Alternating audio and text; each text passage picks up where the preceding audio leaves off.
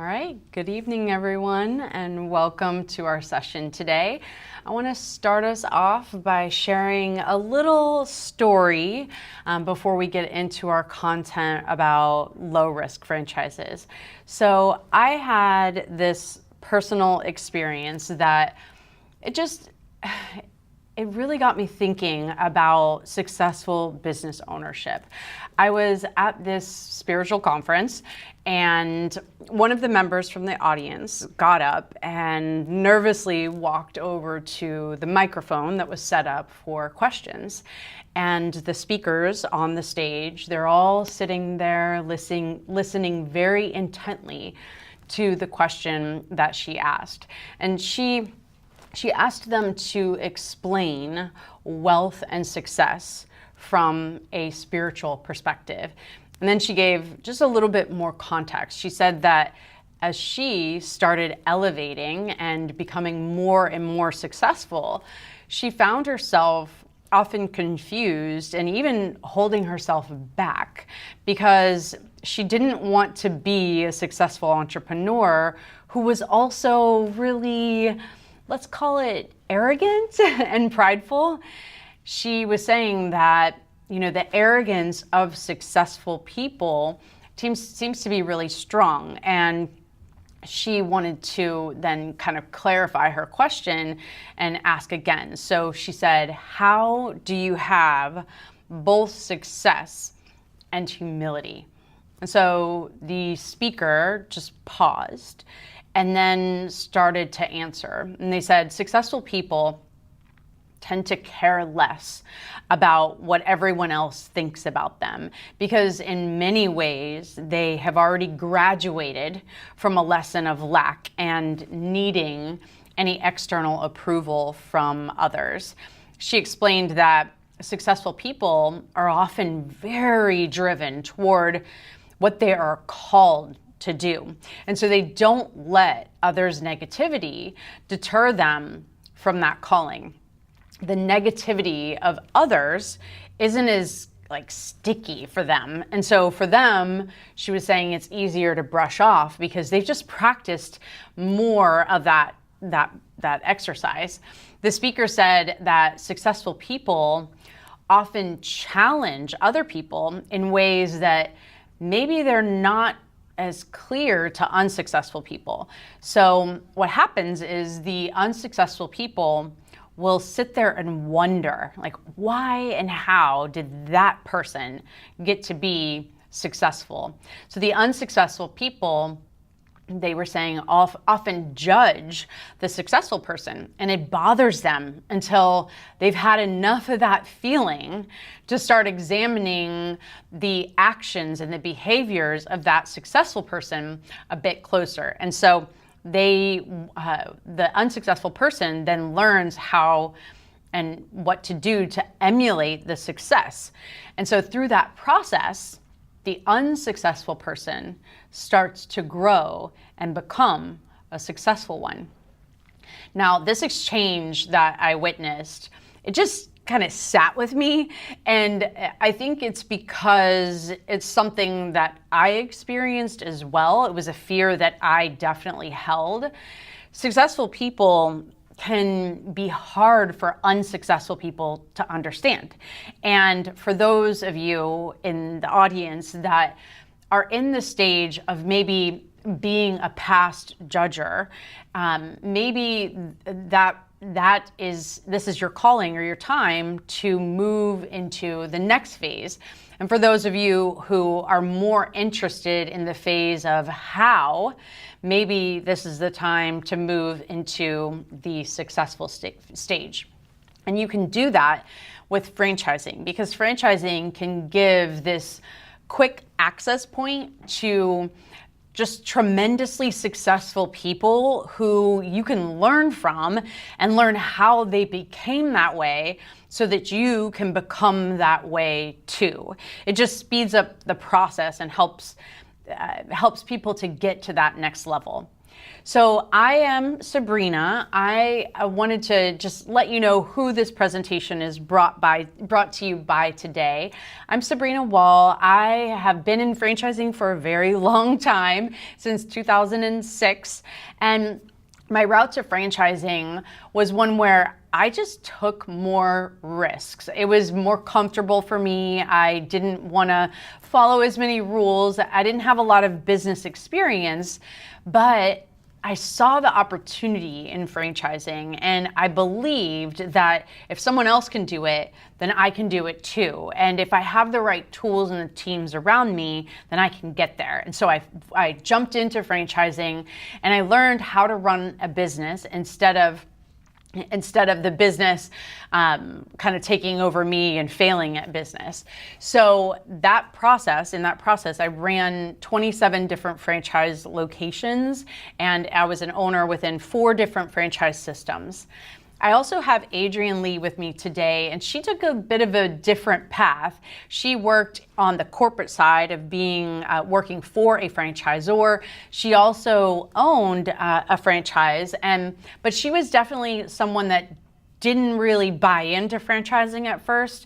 She saw that it was very successful, but she was very skeptical as a potential business owner. She was more nervous and cautious and wanted to make sure that any type of business was going to be the right business. And so through her process of actually working for a franchise and then kind of falling into franchising, where she became an owner of a franchise, she had many franchises that she owned, and one of them was one where she helped someone to purchase a franchise at the end of its cycle. So let's say a business or a franchise was up for sale, she kind of helped with that process.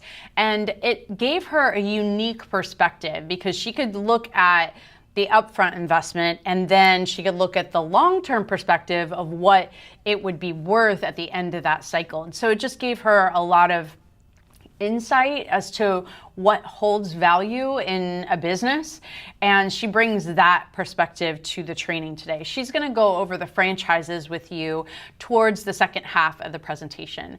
I also have FBAs, franchise brokers and consultants, that may have invited you to this event today, and they're highly trained. I personally vet every single one of them to make sure that they uphold the standards, values, and ethics that we employ at our association. And then we also have the Franchise Chatter, who is a valued partner with us. They have a website full of information about the financial success and opportunity of different franchise systems. So if you haven't been there, check them out. All right, so let's get to franchising. So by its very nature, the success of a system is what makes a franchise. Franchises are all about successful systems. And when you have successful systems, that's what creates low risk. If it's been proven over and over, it's successful. And when you're looking at a franchise, the franchise has kind of already gone through this process of figuring out and defining that system. They've already gone through the process of creating how the model is going to work and how it's going to work effectively. And here's the key: they've figured out and have executed on duplicating that same model and system over and over and over and over and over and over and over and over and over with every new franchise owner that they bring into the system. So I want to give you a little visualization. So put on your visualization hat and help me to describe this scene for you. So think of a stage where there's 2 contestants on the stage, and in front of them there is a box of Legos. Now, this contest that they're in is a Lego building contest. And so the first contestant, they have this box of Legos, and they have a picture on the outside of the box. Now, that picture tells them what they're going to be building. But instead of having the instruction manual and the package, or inside that package, the host actually goes over, takes the instruction manual out. They take all of the packages that are neatly numbered, they open them, dump them all out, and put them in one big mix of mush. Now those Lego pieces are all put in there together. And so then the host sets a timer for the person to be able to construct what is on that box. So all they have is an image, is a picture of what they want it to be eventually. Now the second contestant, they have a coach, and this coach has already won this contest many times in the past. In addition to that, the coach has an assistant, and that assistant is helping to organize all the steps of the process. So they're taking away the bags of pieces that they don't need in the moment. They are focusing on what pieces to give next. And so the contestant is about to start building this Lego structure, and the coach is sitting there and telling them, you've got a full team behind you. We've got you.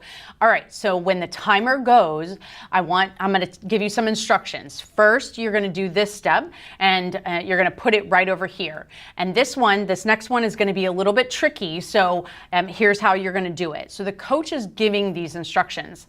Now, with the support of the coach telling the contestant what to do, and then having the focused attention on the pieces being lined up and in order, they know what priorities to focus on. The contestant number 2 has a much different experience in that contest. So what do you think? Which of the 2 contestants do you think are going to finish this race, and which of them are going to do it well? The answer is pretty obvious. It makes perfect sense that the contestant number 2, because they have all the support, they have the instructions, they know what to focus on, they're going to be more successful and they're going to win the contest. That's the reality. So if you actually do this in practice, and we have that jumbled mess of a Lego set, that contestant always gets really frustrated and they just give up. And the second person, that's the second contestant, they always get excited and are able to accomplish the task within the time of doing this project. So this is a really good example of the different experience between franchising and just kind of going it alone as an independent business owner. Franchising is really all about this duplication of successful processes over and over. Now, when you're doing a business from scratch, your operating model is in more of a trial and error phase. So you're just testing all the time, and there are unlimited points of failure. The operating model, when you're in a low-risk franchise, it's more established. You don't have the same level of risk because everything has been tested. Now, not everything. There are still things to test, but the majority, the bulk, the core, that has been well tested and well defined. Now, every time someone new goes into a franchise, they go through that same process again. And so the franchise is duplicating and refining at each and every step. There's this famous quote, and you guys, if you've heard any of my webinars before, you've heard it, I'm sure. James Clear, the author of Atomic Habits, says that you don't rise to the level of your goals, you fall to the level of your systems. That's exactly right. You fall to the level of your system. So when you have a business that has excellent proven systems with all that intel behind it, it allows you to achieve the level of your goals. Your goals and your systems are how you get into alignment.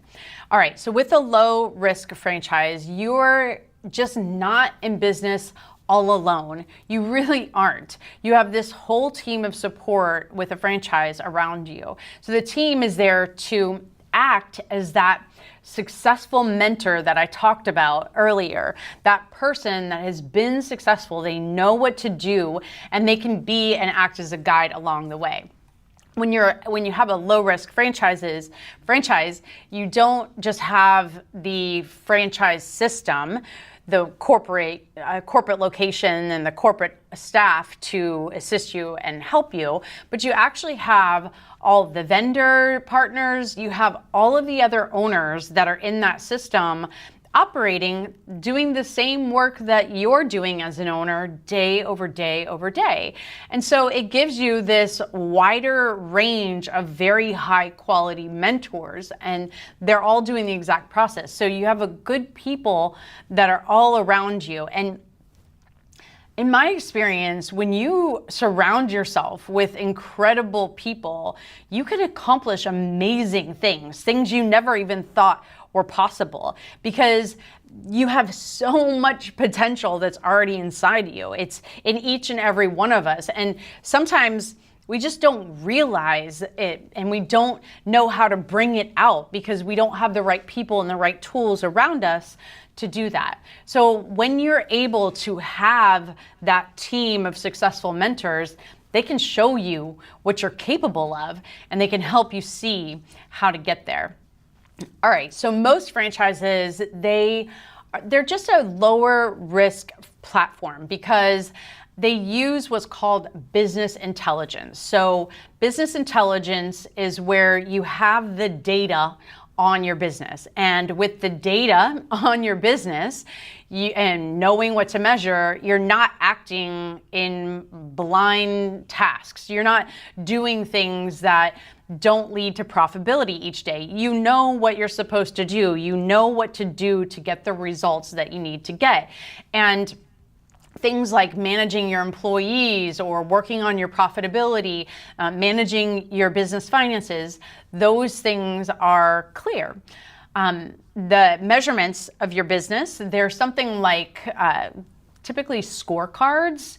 I know that's a really popular one that it really helps. It really helps to have these scorecards that act as like dials that show you, okay, here's how this person is performing in this week. Maybe there are graphs that show you how you're pacing month over month. There are things like systems that tell you what your average ticket volume is and which employee is performing and bringing in the most amount of money, which marketing pieces are actually returning a proper revenue for you. Those kinds of things and data help you to have that business intelligence that allows you to be successful in the business that you're in. All right, so let's talk about some of the things that make a business low risk. Like I said earlier, franchising, you know, you're a business owner in franchising, but you also have this structure and this system that allows you to be a business owner, but not be so wild and rogue and trying to figure things out and all over the place. It creates this stability, a support system, it creates tools and structure, but also giving you that flexibility and the freedom that you need to operate the business the way that you are designing for your life. It also, when you're thinking about a franchise often has kind of a corporate model in that you've got the advantages of having a more corporate structure, but you get to be your own boss. And in that, you're setting your own culture, you get to pick the employees that you want to work with, and that makes a difference too to your experience as a business owner. When you have employees around you that are helping to support you and you're helping to support them, it really does create a more complete and just happier environment than a lot of other places that might be available and out there in the workforce. All right, so a low-risk franchise, you want to look for ones that have a proven model, and most low-risk franchises are going to have a proven model. And in this space, you're not really going it alone. These are some of the things that you would want to look for as you're going through the process. So the system that you're joining, it's going to have a process and a model that you follow. And when you're running that business, you want to make sure that you're following the process, because if you do and you have all of these records of success and all of these other instances of success when people follow the model, then you can predict what your success level is going to be like as well. So one of the things you look for is you look at the leadership team within that franchise. You want to ask questions like, how long have they been with that franchise system? One thing that you want to ask is, do they have a good relationship with those current franchise owners that are in the system? You'll find that if they have experience in franchising for any length of time, they typically are really focused on what's called unit level economics. So that means the individual store and how that individual store produces revenue. When leaders are focused on that unit level economics, that's typically a good sign. We also want to look for things like what types of support that franchise owner is going to get. So we want to look for franchises that they're actually investing in their infrastructure. Are they investing in really good coaches for their franchise owners to grow with? Do they have a proactive culture and good processes and systems for handling franchisees' requests? So for instance, is the coach that you have or your business coach, are they going to be able to take calls whenever you call? You want to know that they're going to be responsive to those calls and that they have the proper field support to help assist you whenever you need those various components. Things like sales. Do they have good sales and marketing support staff, good operations, management, and finance? So you're looking for those key categories of business operations and making sure that there are really high quality people behind supporting those areas of the business. Because if you've got these people that have been really successful, then you can emulate their success and figure out the how. All right, another thing that we want to encourage you to focus on with low-risk franchises are, again, that profitability of the owner. But if you think about the franchise system, there are over 4,000 different franchise systems out there in the market. So that's a lot. There are a lot of franchises.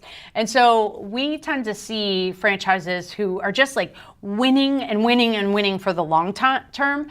They're usually the ones that are just obsessively focused on the financial success of the franchise locations. And so the franchise system is actually investing their time and money to make sure that the franchise owners are making money. And anytime you're in a business, that's the point. You want to make money and you want to create a good life for yourself. Just to give you a good example of this, there was this franchise called USA Installation.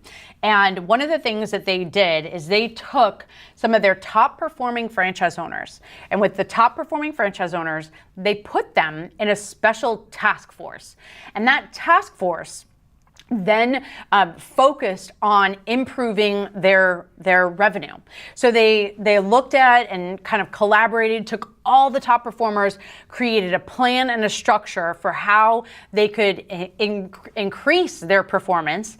And then they brought in these very high-level coaches, very expensive too, expensive high-level coaches, to help those top performers. Now, what that did is it increased the average performance of those franchise owners more than double. And so they have just these crazy performance numbers of those franchisees.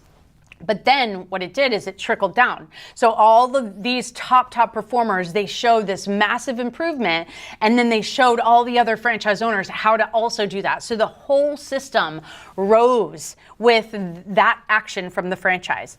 Another example is the reverse. This is an example where the franchise system had a number of failing franchisees, and they put those failing franchisees on a task force. And the task force was focused solely on one initiative: to increase their membership revenue. And so that task force met together, they paid for coaches to come in and support them, and they were able to take these failing locations and then turn them into profitable locations. This was, I heard this story recently from a franchisee in a system that had gone through a lot of change and struggles. So it works both ways. That's what you want. You want a franchise that's willing to step in, create these task force, create the ways to help their people in the system to grow and to be successful. All right, another thing that we're looking at is how the people in the system talk about that system.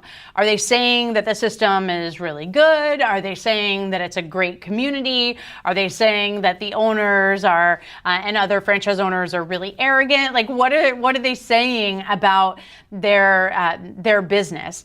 And then you want to find out, are they retaining owners year over year over year? So this is actually provided in the franchise disclosure document. So you can see how well they're retaining owners. If you know how to calculate it, you can actually calculate a retention rate and see year over year, are people staying in the system, or are they kind of hanging on by a thread? That information is available to you. And oftentimes you can even see if the franchise owners are improving in revenue or are staying flat or are decreasing in revenue. So there's ways to look at the financial performance statements, and it shows you that information. So you can start to have a better feel of where the track record is going for that particular system. All right, so another quick thing that I want to mention is we talked about making sure that you can measure things, but the technology that the franchise system is using, that's how you measure. If they have really good technology that has a good CRM system, a good operating system, a good customer loyalty system, a good payroll system, do they all interconnect? Do they make it easy to operate where you're not in 20 different systems trying to manage 20 different things? Or are they all integrated into something that's really strong and powerful that allows you to operate well and to measure and watch the things that are going to move the needle for your business? We also want to look at if the franchise is doing a good job of customer acquisition processes. So low risk franchises, they usually do really well at this. They know that new franchise owners want to get up and going really quickly, and so they have well-developed systems for customer acquisition. So they'll do things like having call centers, they'll have really strong marketing where in some cases they'll be able to tell you if you spend X dollars, then you will make X amount of revenue. It's that refined, like dollar for dollar, what you should get in return and what they've consistently seen. And so that's a very high level sophisticated situation and scenario, but you want to look and see how well developed has the franchise worked out their marketing and their promotional activities to help franchise owners get new franchisees into the system. We have lots and lots of franchises that are just so dialed into the marketing that they are able to generate a bunch of leads for people as soon as they're starting and launching their business. Many franchises make that a high priority, and it's a good one because you don't want a situation where you're starting a business and then really struggling to get new clients into that business. All right, something else that low-risk franchises do really well is just making sure that they have good variety of products so that they can adapt to different products and services within the various markets. There's a lot of situations where you want to make sure that the franchise is also flexible with market trends and conditions, because if, let's say, something happens like COVID, you want to make sure that they have the ability to adjust what they're offering. And we did see that there were a lot of changes in franchise offerings during that COVID timeframe. So that's what you want to see, is that a franchise is willing to do what it takes to modify systems, tools, and processes to make sure that you have what you need as a franchise owner. That would be an example of a low-risk franchise. And the final thing I'll say about low-risk franchises is there is a sweet spot in franchising. So a lot of times people think that bigger brands are the most stable, but in our experience, that's not necessarily the case. Performance is what equals stability. So how well are they actually performing with that franchise brand? And that you can find that out based on some of the things that we talked about earlier, like the financials, the business model, and the retention rate. With Empire Brands, That's what we call them, empire brands. They tend to have a lot more restrictions in the process. So if you think about it, every single year that they're in business, they're learning, they're finding out what mistakes are and challenges are. And so they go to redo their documents, their disclosure documents, and they make it a little bit more restrictive and a little bit more restrictive and a little bit more restrictive and a little bit more restrictive. So as the years are going, they're also running out of territory. And so they shrink the territory size a little bit more and a little bit more. So we find that brands, empire brands that have more than 500 units, they can be a strong opportunity, but they can also be less of an opportunity than sometimes a plug and play brand. So these are brands that have maybe 50 to 500 units.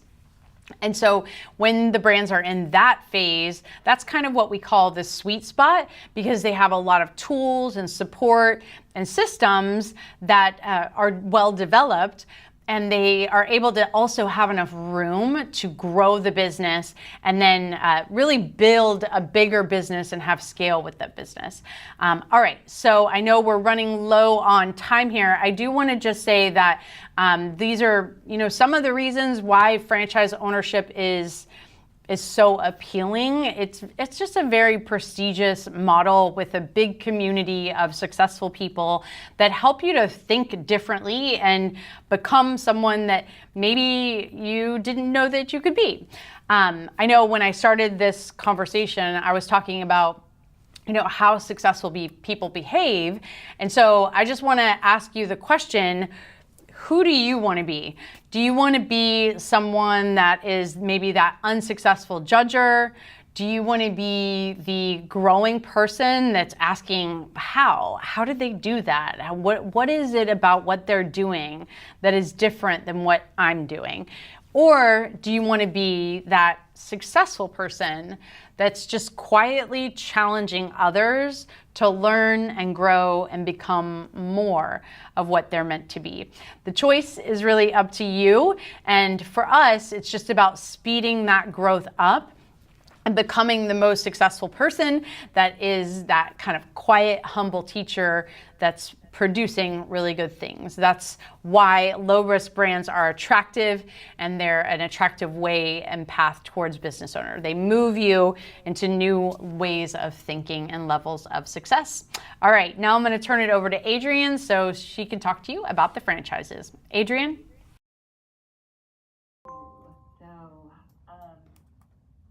Switch, I want to make sure I'm on the right franchise. Our first franchise is Kid to Kid.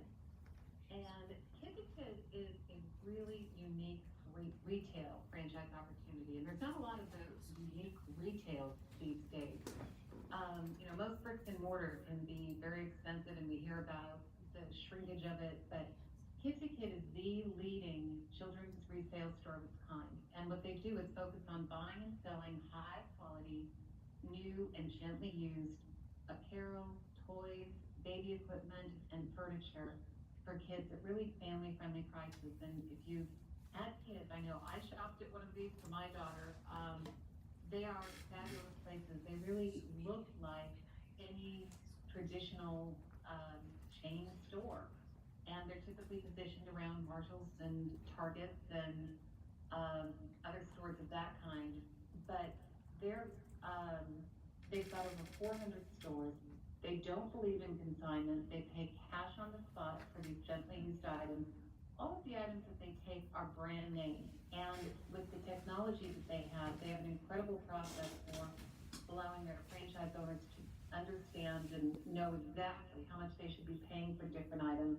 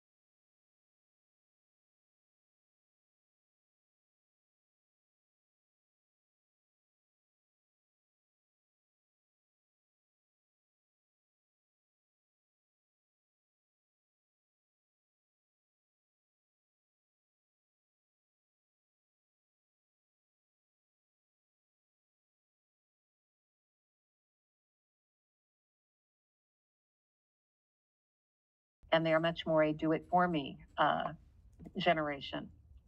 But their competitive advantages, their branded vehicles, their professional image, their uniforms, their toolbox plus software that allows you to track everything in the business.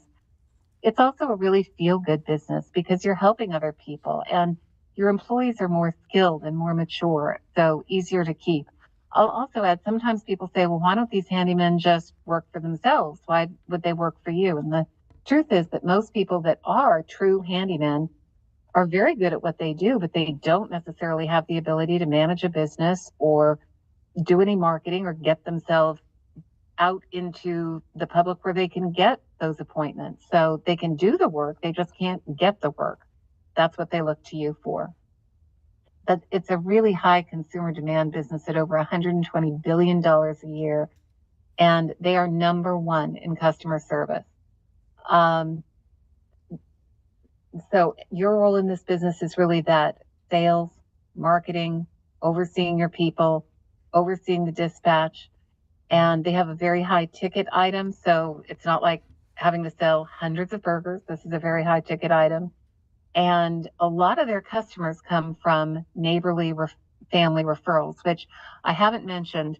Mr. Handyman is, as you see up at the top, a Neighborly company. Neighborly is one of the biggest parent companies that has 31 brands under its umbrella. They have over $4.3 billion in revenues annually, and they are extremely strong in every last bit of support that they provide. And from everything from helping you get the branded vehicles to helping with the hiring to doing the marketing, everything along the line, Neighborly is just absolutely fantastic at, and they provide a lot of rebates on the things that you get. They get discounts because of their size that they're able to negotiate. And with all of those sister brands, all of them are in home services. So with a lot of home services like plumbing or maid service and things like that, some of the other owners in the market absolutely develop referrals. And it also is something where each vehicle is now branded, not just with the Mr. Handyman logo, but with the Neighborly logo. So people in a community start getting used to the idea of, oh, it's one of the Neighborly brands, and they become more trusting of those brands also. So if they have one service under the Neighborly umbrella, it's more likely for them to get another. I know sometimes people think there's too much competition, but one of the other things I want to emphasize with Mr. Handyman is the competition is really fragmented. And when you can find a fragmented market, that is a really strong position to be in. And by fragmented, I mean the market is dominated by a lot of independents. Typically, when you've got a lot of independents, it means that there is market demand.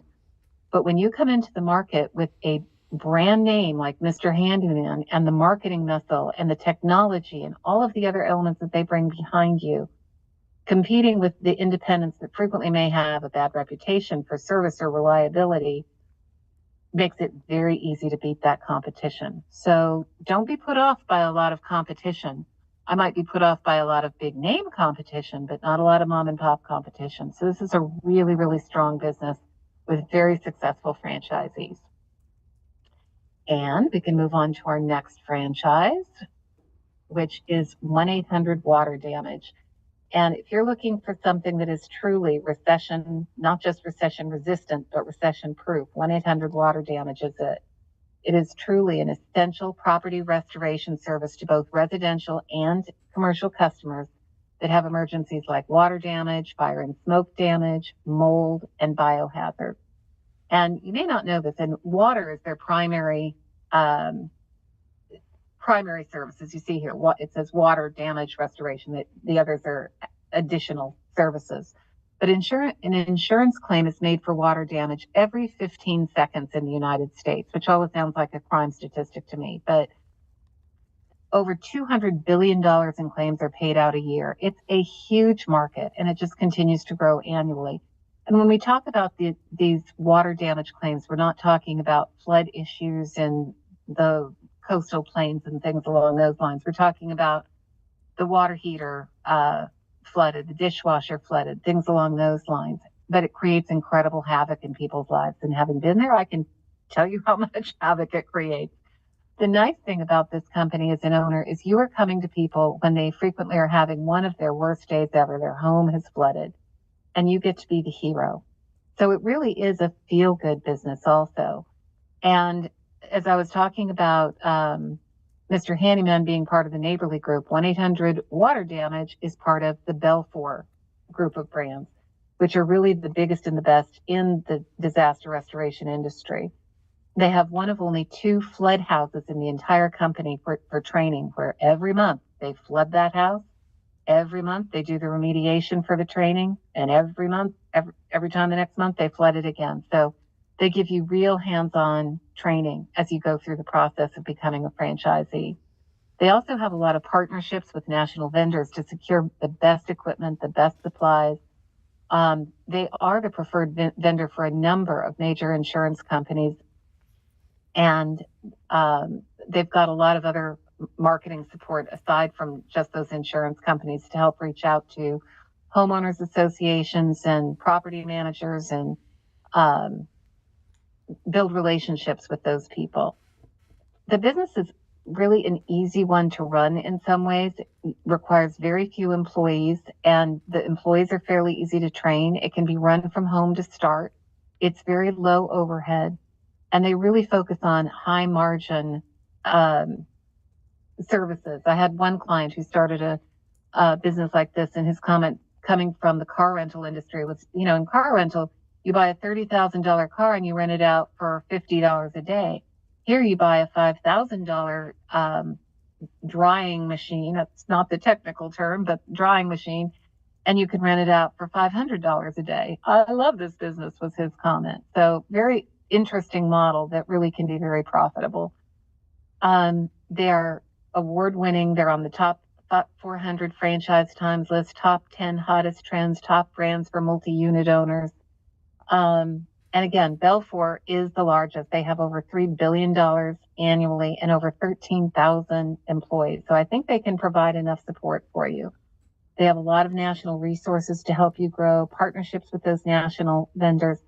And again, they have partners with their sister brands. One of their sister brands, as an example, is Blue Kangaroo Packouts. And Blue Kangaroo Packouts help remove all the contents and furnishings so that you can do the remediation of the home. They have other companies, the sister companies like Z Plumbers. As you can imagine, you might need plumbing assistance, or 1-800 Board Up, or Junk Co., the Patch Boys, which does drywall patching. So you get the idea with all the sister companies. And again, much easier for someone to buy a second company later if you really do want to grow that empire. But Belfour has systems really to beat the band. They are a fantastic company with fantastic training and fantastic support. And 1-800 Water Damage is a very solid company. Moving on to our next one to try and keep us on time, we have Mr. Sparky. And again, you might be thinking, how can I possibly own a Mr. Sparky? I am not an electrician. They don't need you to be an electrician. In the trades for electricians, for plumbers, for HVAC, there's a number of franchise models where you have the ability to own the business and run that business and hire someone else to hold the license, which is very common. And that someone else to hold the license does not even have to be an employee in most states, which also makes it nice because you don't have an employee then that can hold you up for more money or and say, I'll take my license elsewhere if you don't give me a raise. You come to a negotiated agreement, and all they are is the license holder for that business. But if you want to talk about an essential service, electrician is one of them. If you have an electrical issue, it's not like you have an option to simply not have lights, and it can be a safety issue also. So if there's a problem, you need to get it fixed. It's also not a do-it-yourself service because people do see this as a risk. You know, a trained professional knows what they're doing is not at risk. And you really do not hear about accidents in this, but for someone who doesn't know what they're doing, they can get themselves in a lot of trouble. So with this, there's a lot of demand and a lot of new demand also with installing new smart homes and doing electrical charging stations. So I've heard a number of people that have that as a specific interest, and installing those electrical charging stations is definitely a new trend.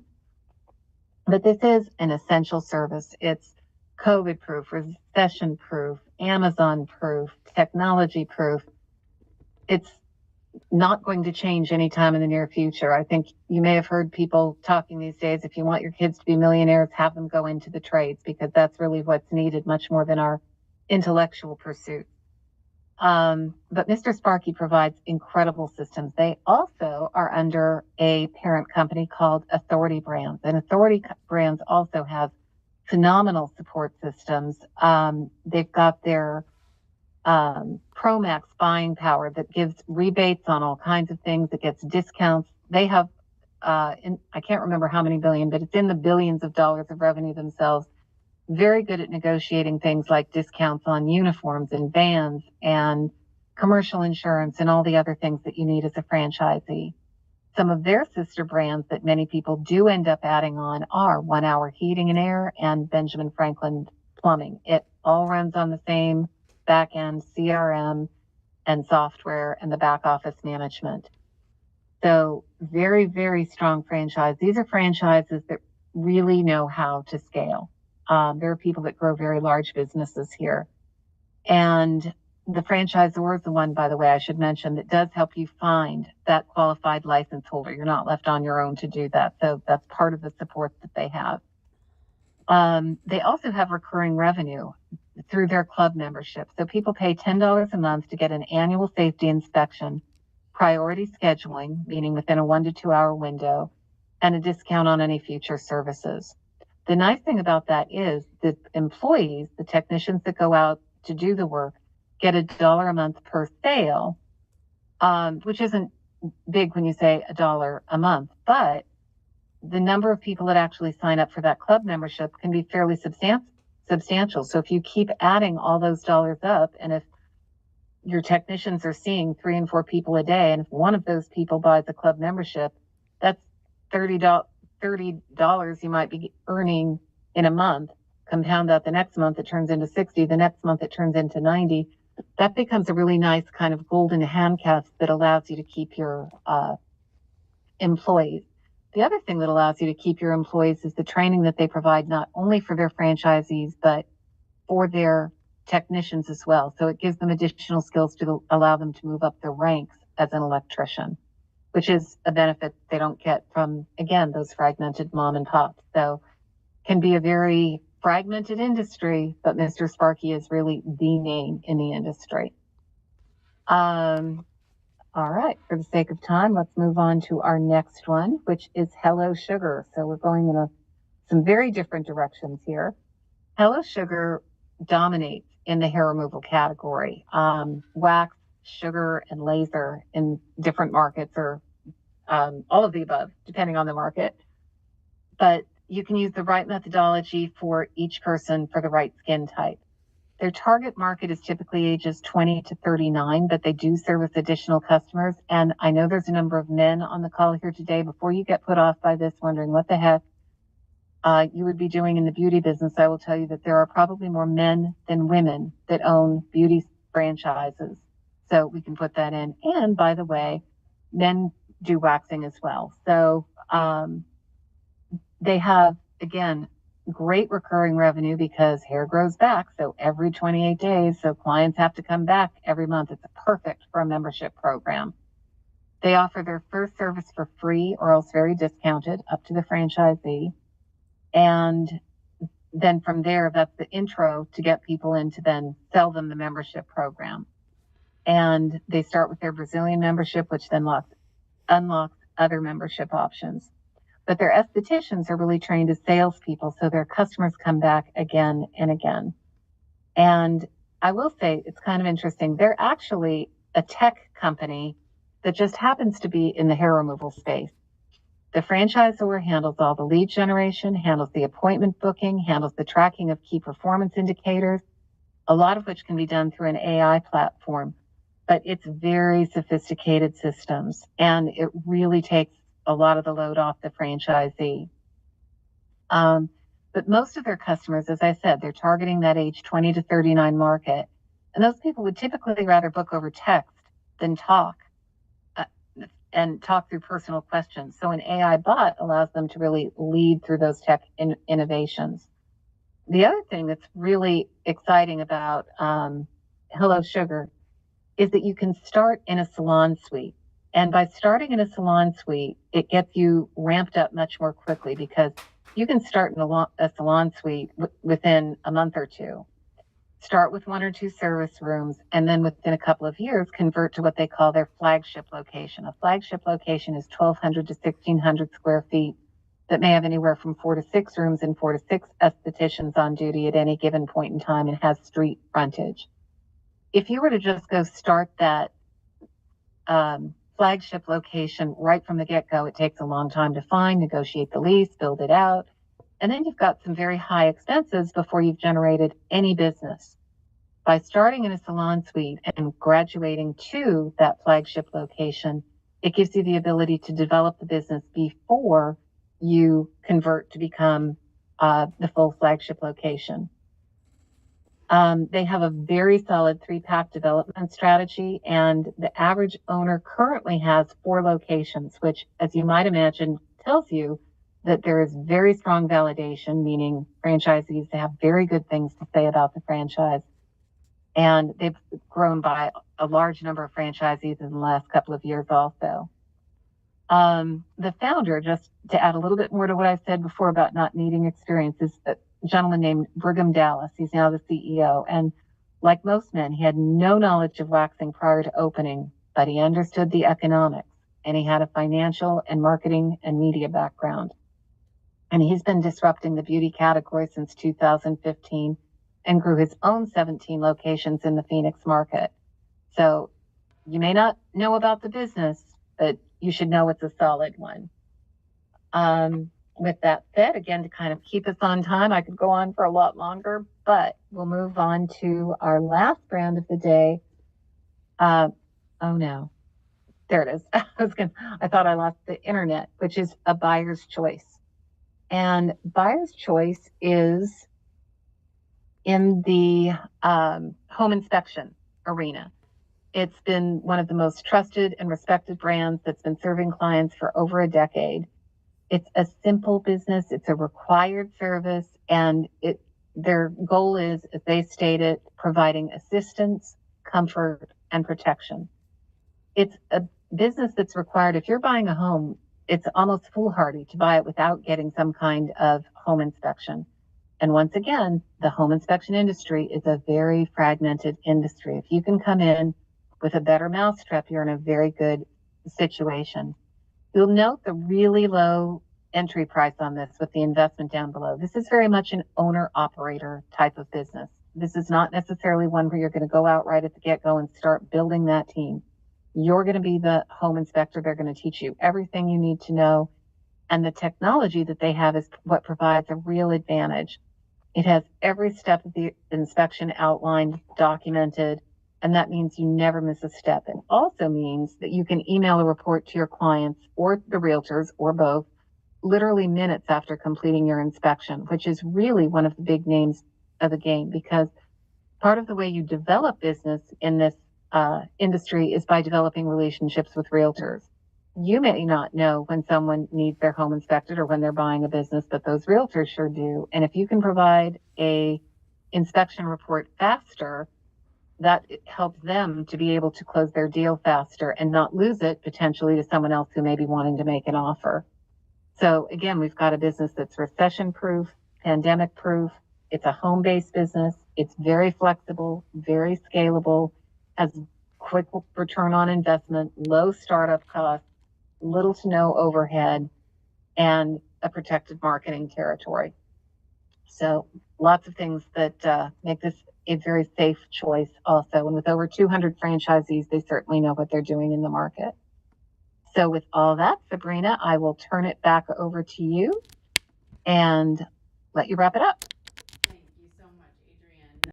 I do just want to let everyone know that this was just a teeny tiny sampling of the available franchise brands that we have in inventory. So we believe that franchising based on what a customer experiences is a lot different than picking a franchise based on what you want to achieve and where your skills and strengths are.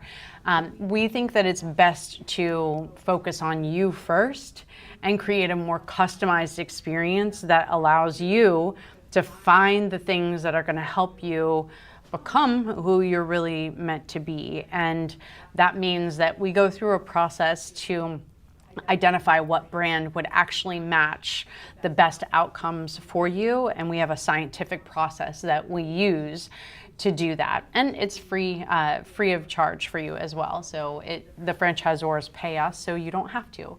I do want to just also let you know that, next slide, that you get the franchise disclosure document in the process if you are looking at a particular franchise. And in that disclosure document, that's where you find the financial information for the franchise. It's all listed out there in its completeness and its entirety. And then you take that information and validate it with the franchise owners that you talk to. So it's part of a due diligence process. And we just want to let you know that that disclosure document is what you use to base your financial assumptions are and your projections and things on, in addition to talking to those franchisees. And then also wanted to let you know that if you have any questions, if you would like to take what we call an entrepreneurial profile that helps us to figure out what franchise brands might be good for you, if you would like to talk to us and learn more about different franchise opportunities, we would be happy to support you. You can find the information on the screen there to call us and reach out. And I just want to let you know that if you have a goal or a dream of really becoming more successful, franchising is a great way to surround yourself with a lot of incredible leaders who can help you to become that. Sometimes it just takes a little bit of belief, a little bit of a process, a little bit of understanding of what you need to do to get there. And franchising, what we've seen, has been a good, solid path for achieving that. Thank you so much for joining us. I appreciate it. And